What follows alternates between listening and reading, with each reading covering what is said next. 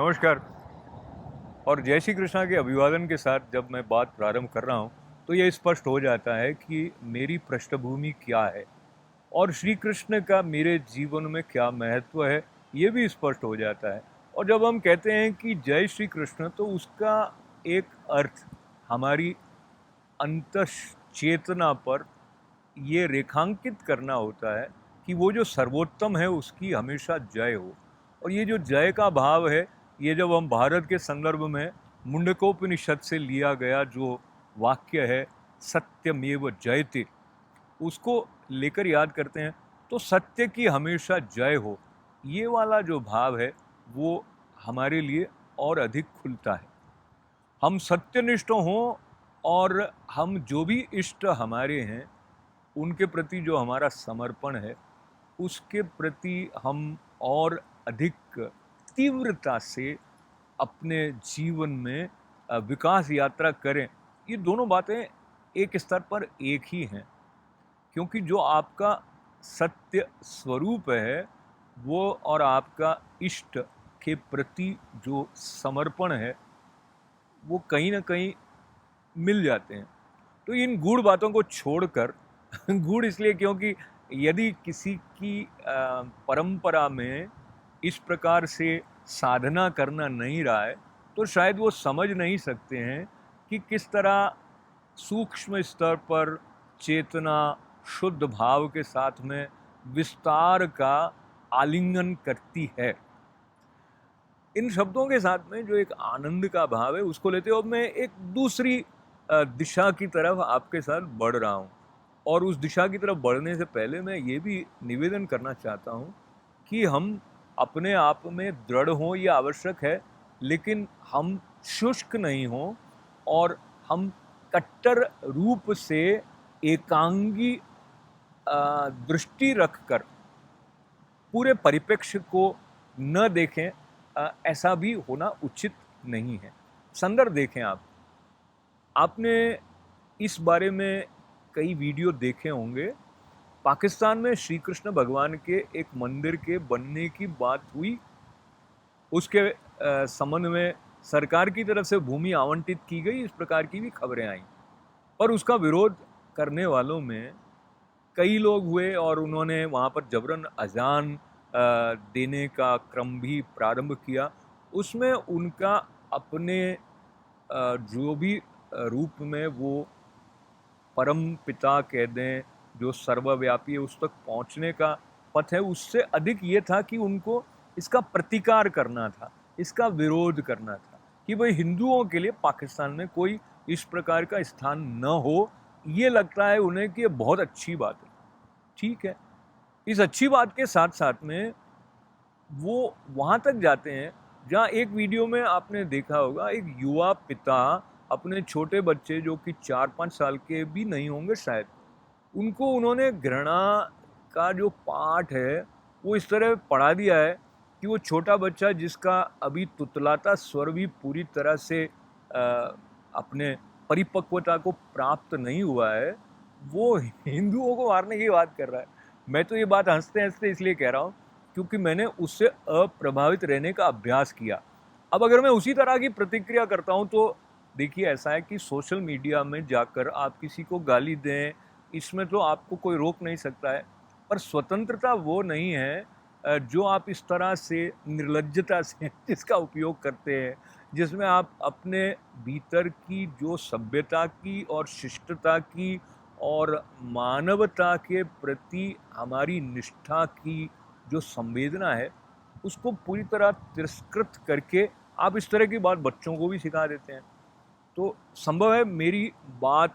उन तक तो न पहुँचे, लेकिन मैं अपना ये विचार आपके साथ यूँ बांटना चाहता हूँ कि उनकी प्रतिक्रिया करते हुए हम उन्हीं की तरह की भाषा बोलेंगे तो उनमें और हम में क्या अंतर रह जाएगा। तो हमें उन पर कहीं ना कहीं इस स्तर की सहानुभूति तो रखनी है कि उनकी समझ इतनी संकीर्ण है कि न तो वो जीवन के सौंदर्य को समझ पा रहे हैं और जो उनके बच्चों के बड़े होने का क्रम है उसमें भी वो इस तरह के विषाक्त जो संस्कार हैं उनसे उनको सिंचित कर रहे हैं। हम ऐसी स्थिति में क्या करें?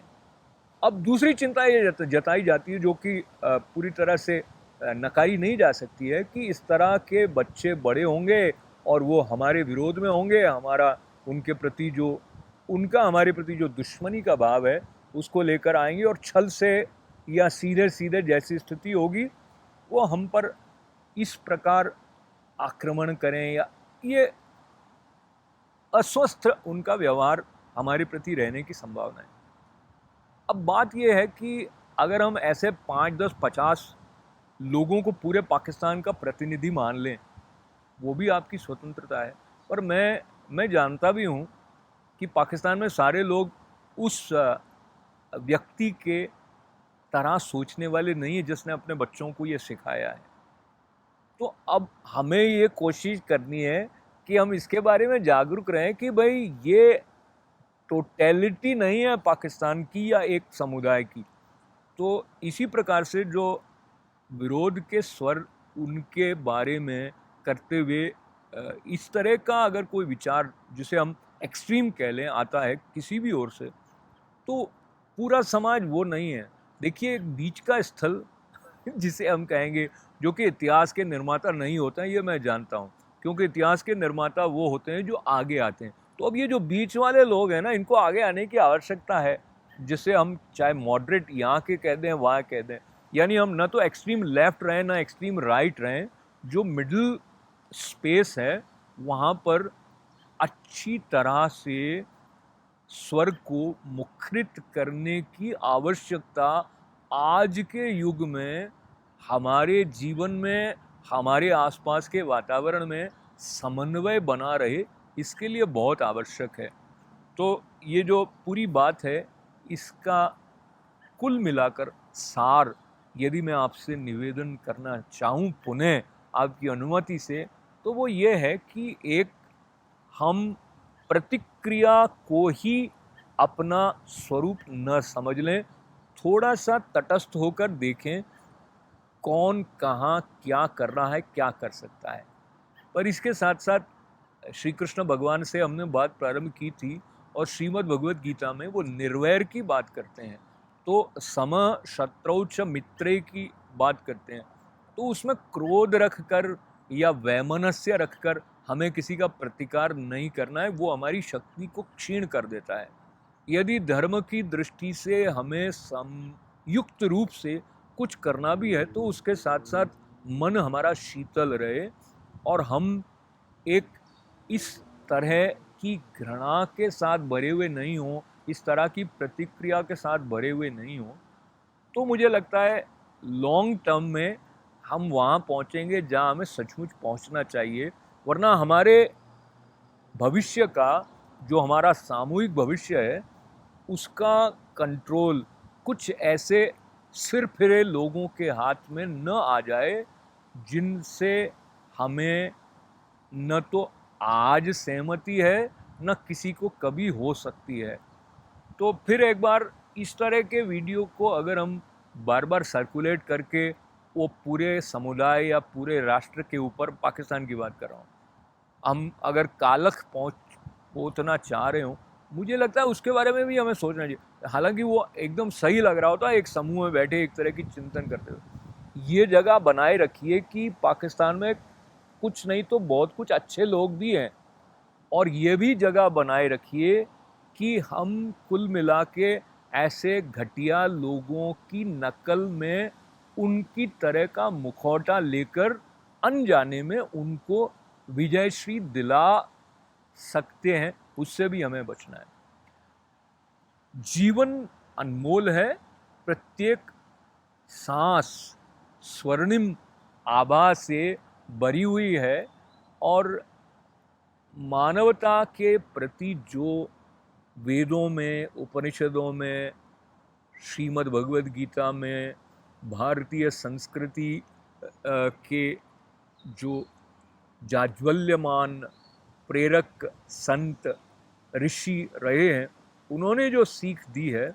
जिसको लेकर हम पूरे विश्व में एकत्व के भाव का दर्शन करने के लिए साधना करते हैं, तो हम खंडित दृष्टि वाले हैं भी नहीं, हमें कोई खंडित कर भी नहीं सकता। और ये जो अखंडता का भाव है उसको लेते हुए साहस स्वतः हमारे अंदर जागृत होगा और जागृत होना चाहिए। मैं फिर से ये निवेदन कर देना चाहता हूँ, विनम्र होने का अर्थ कायर होना कतई नहीं है।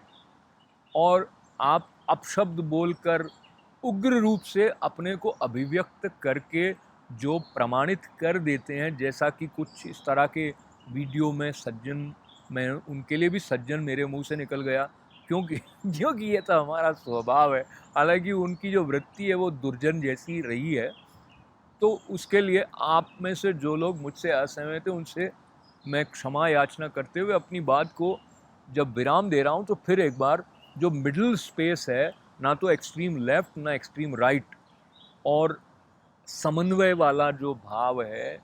अपनाने के साथ साथ सतर्कता को बनाए रखते हुए अपना पक्ष रखने वाला जो भाव है, वो हमारा जागे और मजबूत हो, ऐसी प्रार्थना है। और बरखा के बाद में प्राकृतिक वातावरण में जब मैं ये उद्गार आप तक पहुंचा रहा हूं, तो इन वृक्षों के प्रति भी मैं अपने प्रार्थनामय भाव विश्व शांति के लिए पहुंचा रहा हूं आप सबके साथ। नमस्कार।